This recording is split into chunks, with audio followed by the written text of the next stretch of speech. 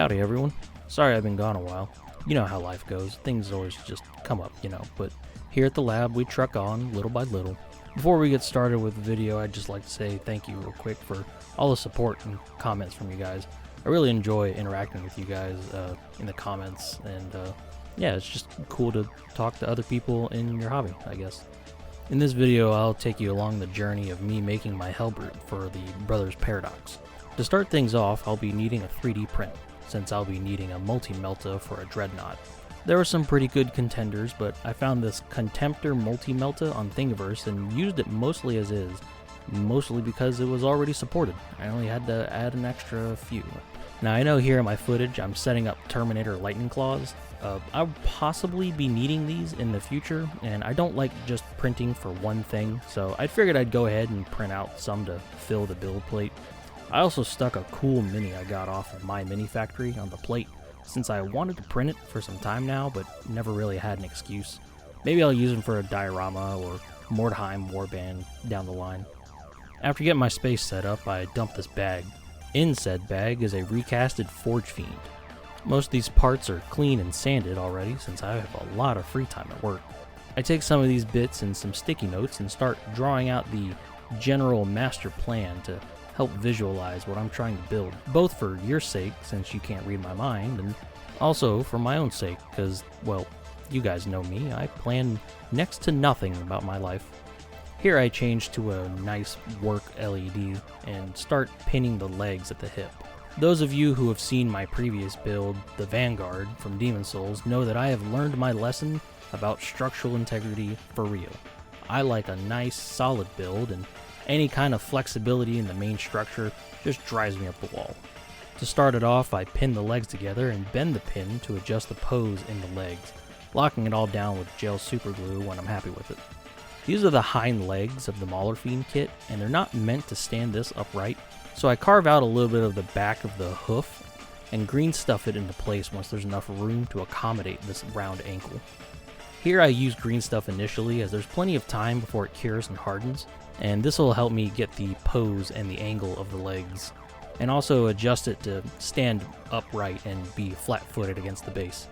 After it cures, I remove it and fill it with some super glue, and then green stuff the gap in the ankle. Jumping around a bit before I construct the main body, I decide to build a power source of sorts. To do this, I take some 25mm bases and join them together with a zip tie in the middle. This makes up the bulk of the power source, but I wanted to have that chaos trim. For this, I used strips of small styrene that had a 1mm grid on it, and I used the grid to line up all the spiky trim as I cut and filed it. After I had all that trim ready to go, I use a Sharpie and find the center of the power source and glue the trim down on it, starting from the center spike of the trim and laying the rest of it down. The 1mm grid that was on the styrene made it to where there were some edges on the trim when I laid it down, so I just take a second to file it all smooth. Then after that, I attached two more 25mm bases to the outside, which are some of the newer Necromunda bases, and I sand those smooth to the rest of the power source as well. Now it's time to start the main armature construction. I twisted two paper clips together and glued them together, mainly since I didn't have a longer wire or wire hanger laying around to make the beginnings of the armature. With that slightly longer wire, I pin it into the hip joints of the legs, and then begin to form the bulk of the body with some aluminum foil. I used more paperclip to attach the 3D printed Multi-Melta by joining it at the top. I also add a wire for the left arm in the same way and mapped out how the top armor layer and the power source would fit onto the armature. When it was looking good, I glued the power source on, rolling some smaller balls of foil to insert underneath with glue to prevent it from wiggling off. For the armor, I glue a ball of foil under the top of it and attach it to the armature in the same way. With all that set up, it's time to mix some Milliput. Normally I don't really give a shit when working with green stuff and just go at it raw, but Milliput in particular leaves a lot of this really stubborn residue, so I always opt for gloves when using it, even if they stick to it like crazy. Unlike previous projects like my Vanguard that used somewhat more crumbly Sculpey for the body, I fall back on the tried and true hard as steel Milliput to make the core of the body. This will guarantee that further handling the model won't cause the body to crumble and break. Looks kind of goofy with a little Milliput bodysuit. After all that cures, I take some of these little balls that I made from the same batch of Milliput that were just spare, amount. I mixed a little too much. But I take these little cured balls and I glue those onto the body as well. Then I used more Milliput and some isopropyl alcohol to blend them all together and make it all look like one unified pile of flesh. From here I swapped the green stuff for more sculpting control, as I find sculpting with Milliput a bit more of a headache and slightly messier in general, although I did use Milliput to make his loincloth tongue simply because I had mixed, once again, way too much of it. I used the green stuff and rolled out cables and tubes, and I also started sculpting things like his abdomen mouth as well. I found out that these Q-tips I keep near my desk can perfectly fit 2mm styrene rod into it, since they're just a small plastic tube instead of rolled up paper like some brands do. Together it makes for a really nice looking and, more importantly, low effort piston. Definitely an awesome discovery that I'll be using much more down the line. For melee combat, I want my Helbrute to be using Power Scourge. I decided to use some more of that styrene rod for the wire core of the Power Scourge. I wanted it to be like a bundle of tentacles that looked like a whip, so this rod will function both as the power cable inside of it, and more importantly as the core in which to lay green stuff tubes on later.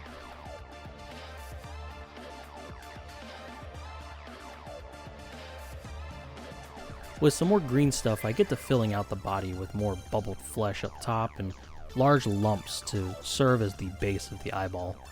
Pockmarked flesh serves as a nice space filler and a nice way to blend the pistons into the flesh after gluing them on. Kind of a drastic jump here in the footage, as I was kind of in the groove for a few nights and just went ham on it. In those kind of situations, it feels like I benefit from just riding the wave and not focusing so much on getting footage for every little bit, you know? As you can see, I sculpted the biceps for each arm, laid way more tubing and wires down, added some smaller mouths on the backside, and sculpted the eyelids for most of the larger eyes. For those curious about how to roll tubes on a budget, I use the dual dollar store comb method. Roll out a bit of green stuff, wait for it to cure a little bit so it's kind of firmer, and then roll them in between the two combs. I realize a green stuff world tube roller would make a nicer, more consistent tube or a hose, but I ain't spending like 20 bucks to ship one out when I have 2 old combs laying around. Plus, I personally like the variation in sizes, especially for these chaos builds. So here's the boy with a bit more of his body filled out. I use a little green stuff to mount some smaller joint armor from the Forge Fiend as shoulder armor on the Helbrute. I was kind of inspired by the shape of a crab for the top of the Helbrute in the initial vision of this model, so these armor panels were initially planned to point outwards more, but I decided to turn them vertically like they're supposed to be, and I like it a little more. After that green stuff cured, I pulled the piece back off and gel super glue it on. The green stuff by itself works fine by itself, but if you mold the shape of it to your piece and then glue it, there's way more surface area for your glue to stick to, especially if you sand it, and the bond you get is like, you would have to try to break it, you know? You're not going to accidentally bump and break that. But anyway, with the Helbrute's final parts curing, I moved on to work on the marble tile base I used for my army. I cut out 1-inch squares out of some styrene and plastic glued them onto a 60mm base. Then I trimmed it up. The plastic glue bond ensures that any model stuck to the top won't slip off, but since it's a big model, I'll be pinning it later anyways. Moving on to painting, I primed it black and then dry brushed it white, mainly so I could better see what I was doing and I could actually pick out the detail on camera. But in retrospect, it probably would have been easier just to prime it white, since the majority of this thing ended up being skin tone anyway. The black primer did help fill the recesses I couldn't quite reach with a brush, especially on the Power Scourge, so maybe it worked out anyways. For the skin technique, I used an easy method that someone recommended to me for Tales of Painters. You start with Wraithbone from the GW line, and use various intensities of purple washes on it. I won't go too far into it since you can just find the actual recipe on that site, which I'll link in the description. But for some parts, I did change up the method a little bit by adding some red washes, particularly Caribou Crimson from GW. And I hit a few spots with that, most noticeably the right bicep tubes. Honestly, I fucking love how all the skin turned out. I don't like painting skin in general, but for all this demon flesh in my army, I'll probably do it all this way, just because I really, really, really like how it came out.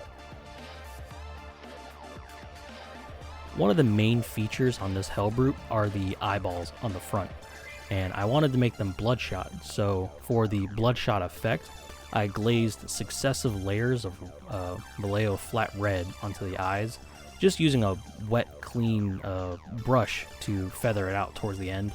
It takes a few coats, so if you're going to do it like this, take it slow. You want to try to build a less intense red near the center of the eye, and towards the outer edges of the eye is where you want the red to be more intense. Afterwards, I just freehanded on the eyes, using a pencil to sketch out the position of the iris and the direction it was looking before taking paint to it. When the eye was done, I just freehanded on the veins on the sclera? I don't know. Use more red paint for that. If you guys are interested, I could kind of go into a little bit of detail about how I did that freehanding. It's a pretty simple process, and I think it turned out okay.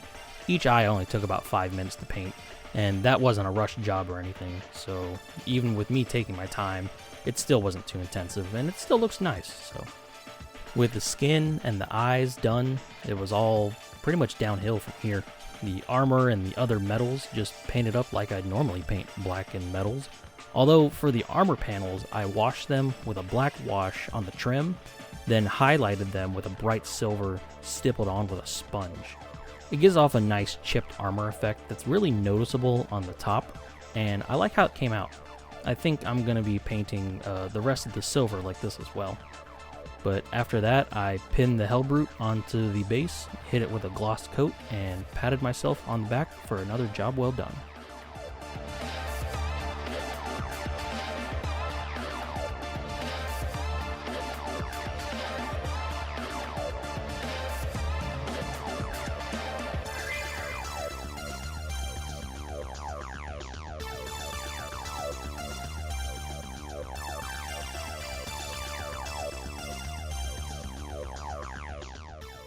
So yeah, man, there's my Helbrute. I didn't really have a specific plan when going into it. I just kind of made something within a vague theme of like some body horror, and it's nice to not have so many restrictions on it. It's like a writing prompt. You kind of go at it like freestyle. It's been a while since my last video, and it really wasn't intentional. Not only have I just been really busy with life, but every time I got some downtime, I usually just chose to take it easy and play some video games or something. For the most part though, would you believe me when I say I got distracted filming this video with painting another model? Yeah, this Helbrute's actually been done for a few weeks now, but immediately after finishing it, I started on the Warband's first HQ unit and finished it in only a few nights. It's not a super complex conversion, but it's very charming, and there's some freehanding on this guy that I'm super immensely proud of, and it matches the look I wanted for him to a T. Like, what he looked like in my mind is this mini, and it's amazing. I could not be happier with how he came out. Since he's done, I hope to have the next video out where I can showcase him and talk about his character and the lore surrounding him fairly soon. That being said, Diablo 2 Resurrection is having an early access beta soon, so yeah, I know, I'll try to focus, but I have put, a couple hundred, if not 1,000 hours into Diablo 2 way back in middle school, so as long as it doesn't suck me in again, we'll be just fine. Also, with this HQ unit done, that puts this army just shy of 500 points. I think it's like 490 to be exact. So hopefully I can get a nice group shot of him with the other Marines and their merry band of cultists and their bloody berserker buddies and this nasty-ass Helbrute who is staring at you and everyone in the room, whether he means to or not. Oh wait, man, I gotta name this guy. I normally name my scratch builds like this. I can't think of anything in the middle of recording, but yeah, I'll put his name up on the screen here. Anyways, I hope you all enjoyed this semi-different video format, and I hope to see you in the next one.